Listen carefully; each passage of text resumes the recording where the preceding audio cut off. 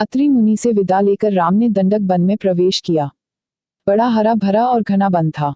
भांति भांति के जीव जंतुओं और पशु पक्षियों की आवाजें सुनाई पड़ रही थीं। जहां तहां मुनियों के आश्रम थे, जिनमें से वेद ध्वनि आती थी। श्रीराम के आने का समाचार पाकर ऋषि मुनि बड़े प्रसन्न हुए और उन्होंने राम को अपना दुख बताया। मुनि बोले, यहाँ वन में अनेक राक्षस तरह तरह का रूप बनाकर घूमते रहते हैं और अवसर पाकर हम लोगों पर हमला कर देते हैं। राम ने उनकी बातें ध्यान से सुनी और उन्हें ढाढ़स दिया। वह रात उन्होंने मुनियों के साथ आश्रम में ही बिताई। अगले दिन राम, लक्ष्मण और सीता ने और भी घने वन में प्रवेश किया। कुछ दूर जाने पर एक विशाल शरीर और लंबी बाहों वाला दानव मिला।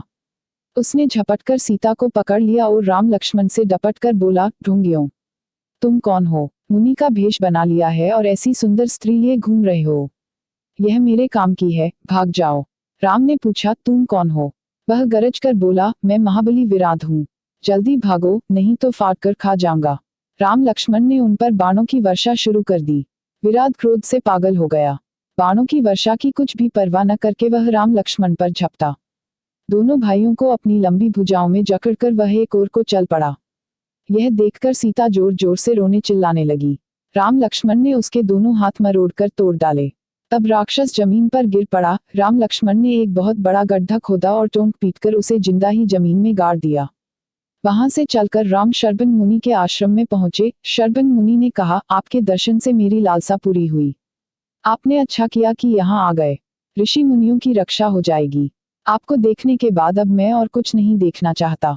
इतना कहकर शरबन मुनि जलती हुई चिता में समा गए। अनेक ऋषि मुनि वहां जमा हो गए।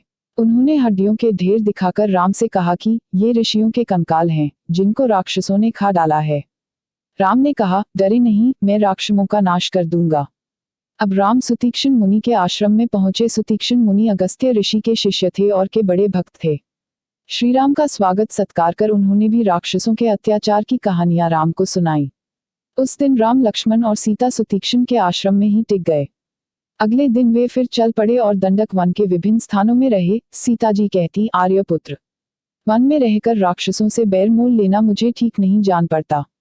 राम ने उत्तर दिया, भद्रे, हम लोग क्षत्रिय हैं। हमारा धर्म है पीड़ितों की रक्षा करना, शरण में आए हुए की मदद करना।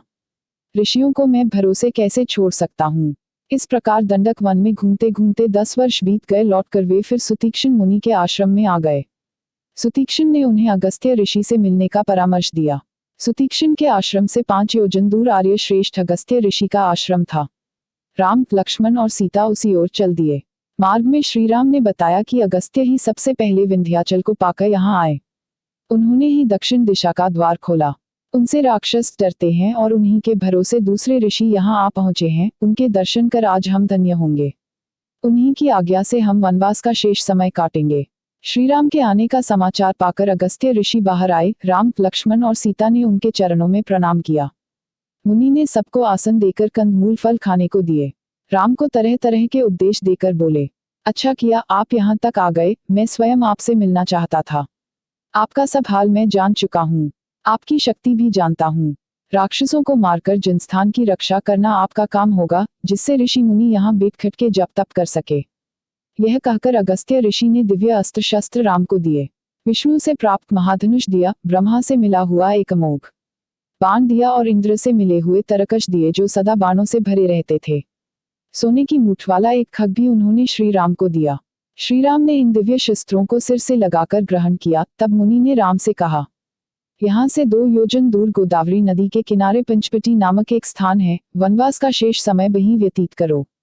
सीता और लक्ष्मण सहित रामचंद्र जी पंचवटी की ओर चल दिए। मार्ग में उनको भयंकर शरीर वाला एक गिद्ध मिला। दोनों भाइयों ने समझा कि वह कोई राक्षस है, परंतु गिद्धराज ने उन्हें पहचान लिया और बहुमधुर वाणी में बोला, मेरा नाम जटायु है। मैं तुम्हारे पिता दशरथ का मित्र हूँ। वनवास में मैं तुम्हारी हर तरह से सहायता करना चाहता हूँ। श्रीराम ने पिता के समान उसको आदर दिया और उसको साथ लेकर वे पंचवटी की ओर गए।